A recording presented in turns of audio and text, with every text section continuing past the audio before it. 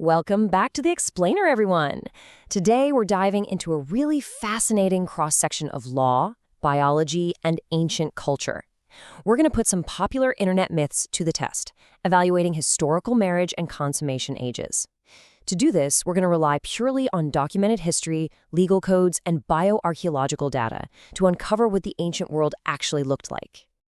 Okay, let's get right into it. Was a 9-year-old marriage consummation really the universal historical norm? This question is huge because it's a primary fallback defense regarding the marriage of Aisha in 7th century Arabia.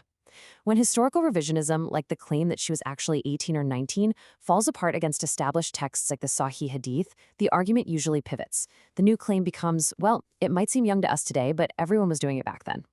We are going to impartially test that specific claim by looking directly at the evidence from the surrounding ancient civilizations. So, here is the specific apologetic claim we're looking at. You've probably heard this one. It argues that a 9-year-old consummation was totally standard in the 7th century because of lower life expectancies and earlier physical maturation in hot climates. We're going to treat this as our working hypothesis today.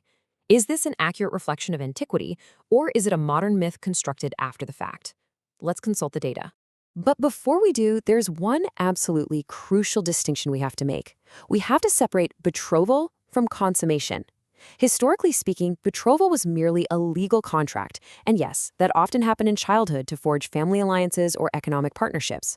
But consummation, meaning actual cohabitation and physical marital relations, was an entirely separate event. It was almost universally delayed until the onset of full puberty. Grasping this distinction is literally the linchpin to understanding ancient historical reality. They were not the same thing. Pillar 1. The ancient Near East and Mesopotamia. Let's look at the earliest data. Think about ancient Egypt for a second. Even going back thousands of years, 9 was simply not the standard. Girls in ancient Egypt were typically married between the ages of 12 and 14, and young men usually between 14 and 20. The transition to actually living in a marital home and taking on the physical duties of a wife was firmly anchored in those early teenage years, not in single digits. This brings us to the Middle Assyrian laws from the 12th century BCE. This is actually one of the oldest known legal definitions, setting a minimum age for marital acts. They set the absolute legal baseline at 10. But here's the fascinating part. It wasn't just an arbitrary number. This age was explicitly tied to the onset of biological maturity. These legal texts, much like the protections outlined in the Code of Hammurabi, strictly required physical signs, like the growth of body hair, to prove legal capacity. The ancient Mesopotamians intrinsically tied the legal capacity for marriage directly to the physical capability to safely bear children. You had to have the biological science. Pillar 2. Laws of late antiquity. Let's fast forward to the 7th century. This perfectly illustrates the historical landscape surrounding Arabia at the time. The Byzantine Empire, which heavily influenced regional culture and trade, operated under the Justinian Code of Roman law. That code explicitly set the absolute minimum legal age for girls at 12 and 14 for boys. Ancient Greek customs, they generally ranged from 12 to 14. Jewish halakha was firmly set at 12.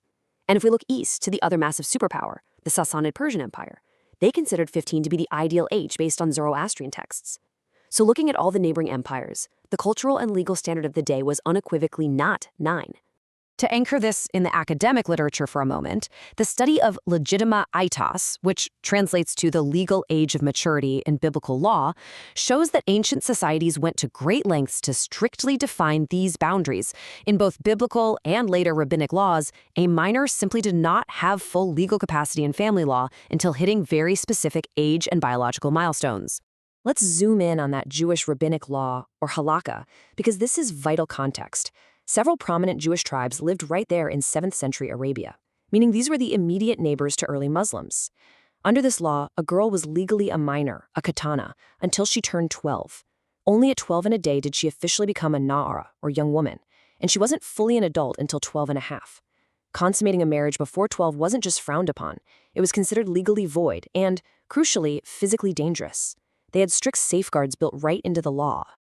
It's also important to impartially examine the broader Islamic legal tradition itself. Historically, classical Islamic legal schools fundamentally equated the age of majority with the actual attainment of puberty and its physical signs. The overarching goal of these laws was to ensure the welfare of the minor, so permissibility was entirely intended to be tied to physical capability.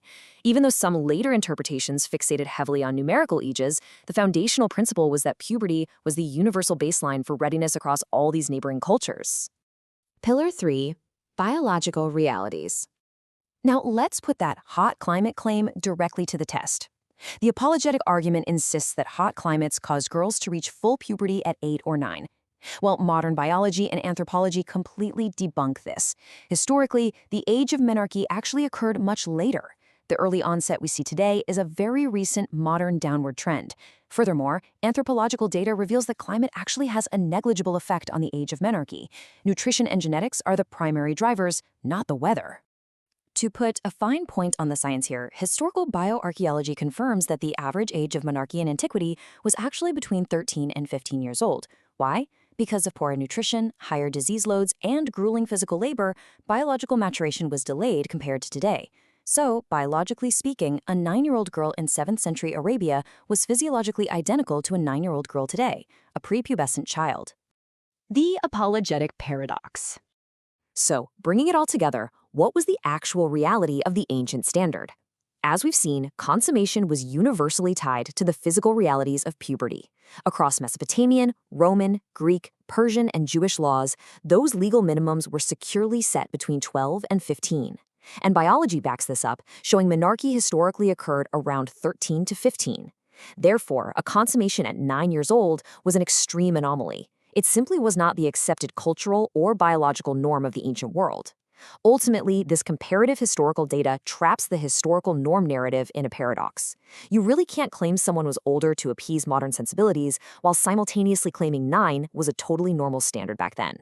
Which leaves us with this final, crucial question. If 9 was never the historical standard for consummation, how does this reshape our understanding of ancient texts and modern apologetics? When we strip away the internet myths and rely on hard historical data, legal codes, and bioarchaeology, our entire perspective has to shift. It forces us to ask deeper questions about how and why certain historical narratives are constructed in the first place. Thank you so much for joining me for this explainer. Keep questioning, keep learning, and we'll see you next time.